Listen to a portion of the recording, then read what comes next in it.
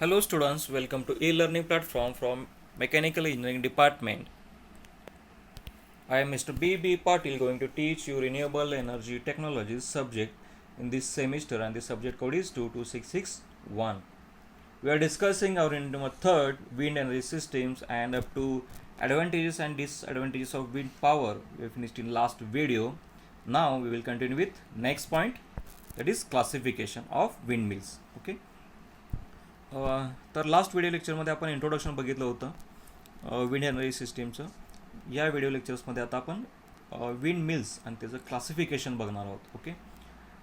तर wind मिल्सचं classification कसं होतं बघा, बेसिकली दोन बेसिसवरती होतं. एक तर orientation of axis of rotor कसा आहे, आणि सेकंड आहे तो म्हणजे टाईप ऑफ रोटर. ओके.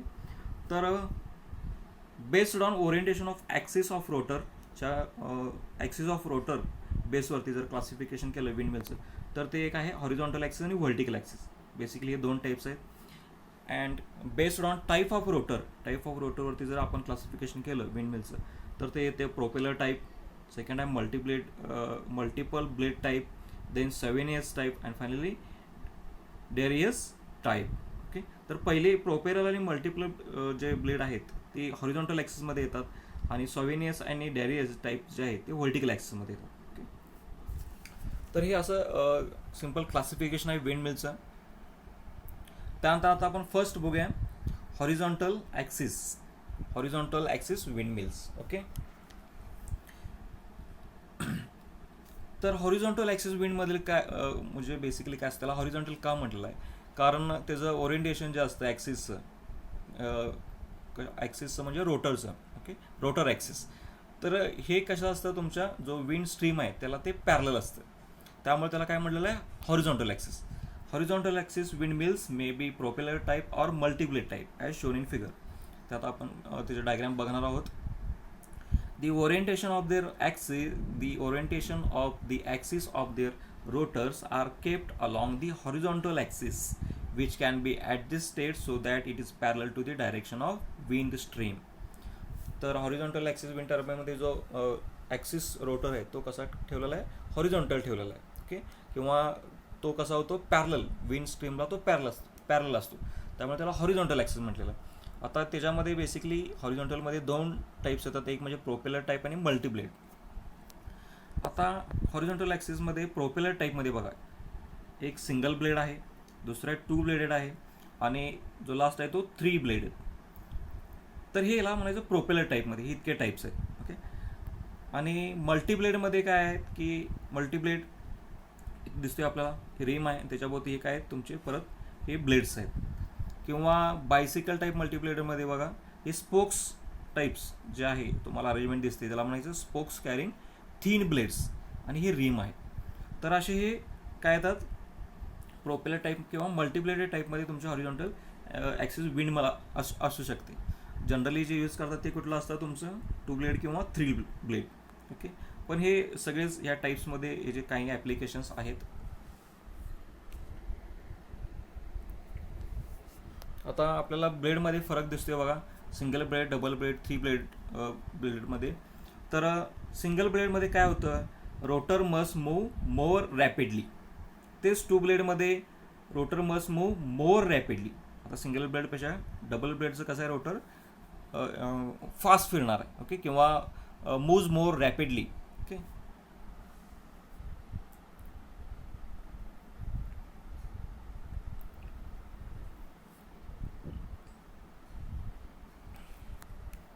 आणि 3 ब्लेडेड टाईपमध्ये बॅलेन्सेस ऑफ गायरोस्कोपिक फोर्सेस. जो रोटर आहे किंवा जो पूर्ण सिस्टमचा बॅलन्स आहे तो कशावरती डिपेंड आहे, तुमच्या गायरोस्कोपिक किंवा बॅलेन्सेस ऑफ गायरोस्कोपिक फोर्सेस. त्यानंतर सिंगल ब्लेडमध्ये गिअरबॉक्स रेशो रिड्यूस्ड. 2 ब्लेड्समध्ये higher speed means more noise and other impacts. आणि 3 ब्लेडेडमध्ये कसं असतं, त्यांचं रोटेशन स्लोवर असतं, स्लो रोटेशन. देन 1 ब्लेडमध्ये higher speed means more noise and other impacts, already seen. Next point, captures 10% less energy than 2 blades design. Okay. आता single ब्लेडची power कशी असणार थोडी कमीच असणार आहे, त्यामुळे तिथे तो 10% कमी 10% लेस एनर्जी कॅप्चर करतो as compare to two bladed. आणि इथं needs shock absorber because of gyroscopic imbalances. आता टू ब्लेडमध्ये साधारण जे बॅलेन्सिंग असतं ते थोडंसं अवघड असतं त्या ॲज कम्पेअर टू थ्री ब्लेडमध्ये. थ्री ब्लेडमध्ये कसं आहे त्याचं डिझाईनच कसं असणार आहे, तो बॅलेन्सिंग आहे थ्री ब्लेडमध्ये. Increases gear box and transmission cost. Finally ultimately provide no cost savings. And two ब्लेडमध्ये captures 10% less energy than three blade design. Okay. And three bladed means more aesthetic, less noise, fewer bird strikes. Okay. तर हे साधारण असे differences आहेत single blade, double bladed आणि three ब्लेडेडमध्ये. तर हे सगळे हॉरिझॉन्टल ॲक्सिस विंड मिलचे टाईप्स आहेत. ओके. आता जनरली जी यूज करतात ती कुठली आहे, टू ब्लेडेड किंवा three bladed. Most commonly wind mills are propel type with 2 or 3 blades for economical reasons. Okay. तर आता जे आपण पॉईंट्स बघितले त्याच्या थ्रू जे आपण जर बघायचं झालं तर 2 किंवा 3 ब्लेडची जी विंडमिल असते ती बरेच ठिकाणी यूज करतात, कारण काय, इकॉनॉमिकल रिझनसाठी. Okay. Though the two blade design are more cost effective but it faces the difficulty of vibrations during orientation to wind direction called yaw control. Okay. However, this has been built today for large units in the capacity of 2 megawatt to 3 megawatt due to the availability of suitable materials now and the suitable controls and tethering. Okay. Three blade designs are otherwise preferable since its rotor is naturally balanced. Okay. तर बऱ्याच ठिकाणी propeller type म्हणजे to bladed किंवा three blooded ही horizontal windmill जी आहे ती use करतात. आणि large युनिट्समध्ये देखील आपण आता कपॅसिटी बघितली की 2 मेगावॅट ते 3 मेगावॅटपर्यंत सुद्धा जी अवेलेबिलिटी आहे सुटेबल मटेरियल्स ती आता सध्या त्याच्यामध्ये आपल्याला पॉवर जनरेट होऊ शकते. ओके. त्याच पद्धतीने थ्री ब्लेड डिझाईन्स हे प्रिफर करतात, कारण ते कसे आहेत की त्याचा रोटर जो आहे तो नॅचरली बॅलन्सला आहे. तेच टू ब्लेड रोटरमध्ये थोडंसं ते कसं त्याच्यामध्ये डिफिकल्ट येऊ शकते. ओके. पण ते कसं designs are cost effective. Okay. But faces the difficult of vibrations during orientation to wind direction called yaw control.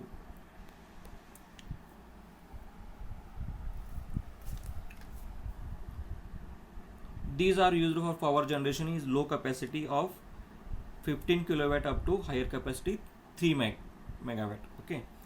तर टू ब्लेडपेक्षा थ्री ब्लेडेड हे कशा आहे लो कॅपॅसिटीसाठी पॉवर जनरेशनसाठी यूज केलं जातं, म्हणजे 15 kilowatt to higher capacity 3 megawatt. Okay.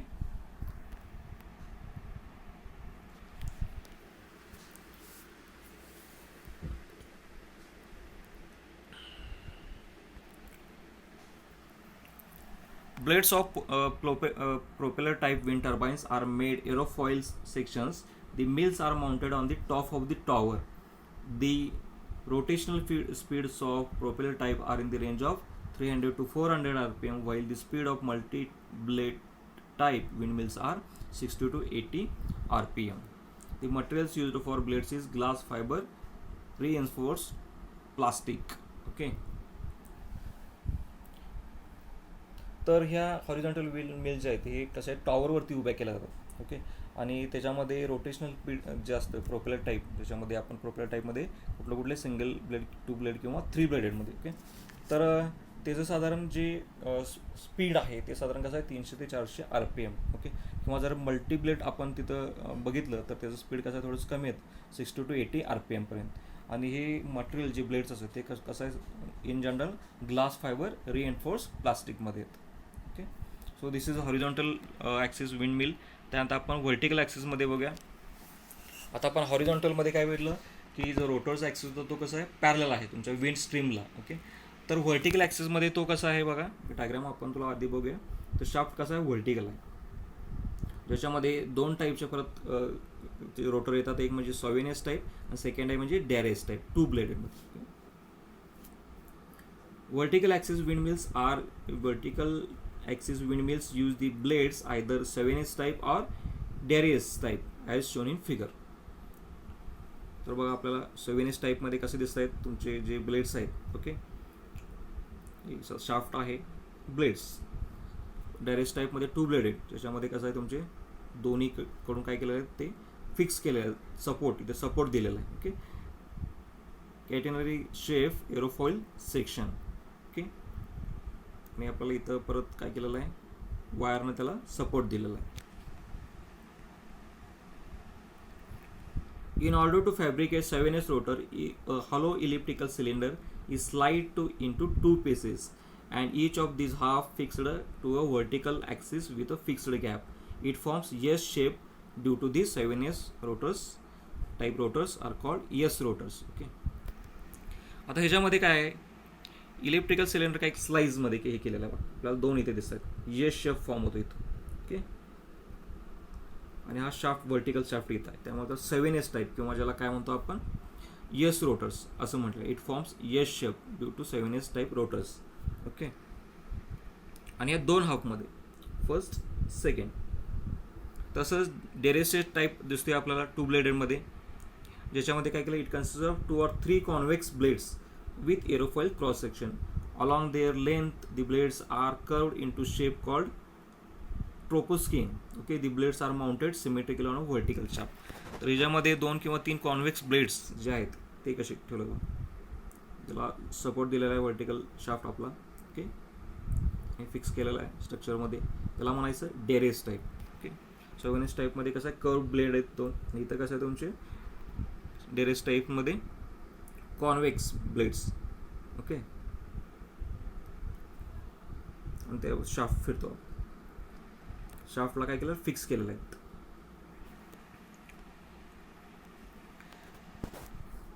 The advantage of vertical windmills is that no orientation of vanes of the mills is required according to the direction of wind.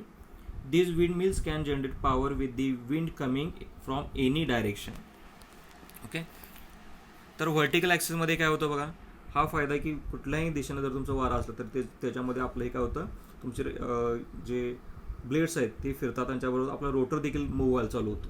Okay, म्हणजे any direction. याच्यामध्ये हा एक advantage आहे की जर आपण horizontal बरोबर आपण कम्पेअर केलं तर याच्यामध्ये काय आहे फायदा की no orientation of vanes of the mills is required according to the direction of wind.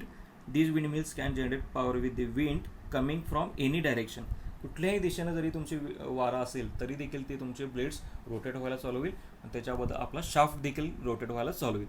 हा एक सगळ्यात मोठा ॲडव्हान्टेज आहे जर आपण कम्पेअर करायचं म्हटलं व्हर्टिकल आणि horizontal.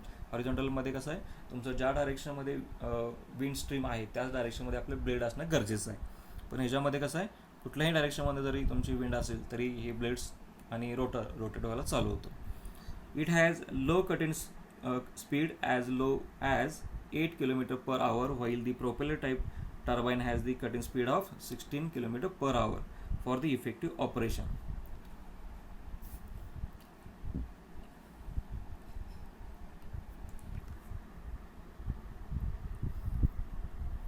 Another advantage is that these windmills do not require very tall structure to support the mill. Only requirement is that the mills are installed at a location where there is a free flow of air. Okay, आणखी second advantage काय म्हणता येईल as compared to horizontal की ह्याला जास्त उंचीवर structure नसलं तरी चालतं. जसं की आपलं हॉरिझॉन्टल विंड मिल जे आहे ती एका टॉवरवर माउंट करावं लागते. त्याच्या जर कम्पेअर केलं तर व्हर्टिकल ॲक्सिस विंड ही कमी उंचीच्या स्ट्रक्चरवरती देखील माउंट करता येते. आणखी फक्त काय तिथं आपली आणखी रिक्वायरमेंट आहे की जे आपलं लोकेशन आहे ते कसं आहे, तिथं जी हवा आहे ती फ्री आली पाहिजे. ओके, त्याला कुठल्याही मध्ये तिथं ऑब्स्टॅकल्स नको आहेत, म्हणजे तिथं कसं पाहिजे, where there is a free flow of air. Okay, म्हणजे याच्यामध्ये हाईटची देखील आपल्याला काय लिमिटेशन नाही आहे. जसं की हॉरिझॉन्टलमध्ये आपल्याला तो पूर्ण टॉवर उंचच लागतो तिथं, तसं त्याच पद्धतीनं व्हर्टिकलमध्ये तो कसं आहे, do not require very tall structure to support the mill. Okay, फक्त काय आपल्याला तिथं जी हवा आहे ती पूर्णपणे मोकळी आली पाहिजे, where there is a free flow of air. Okay, so this is all about horizontal and vertical axis windmills. Okay, so we will stop here. Thank you.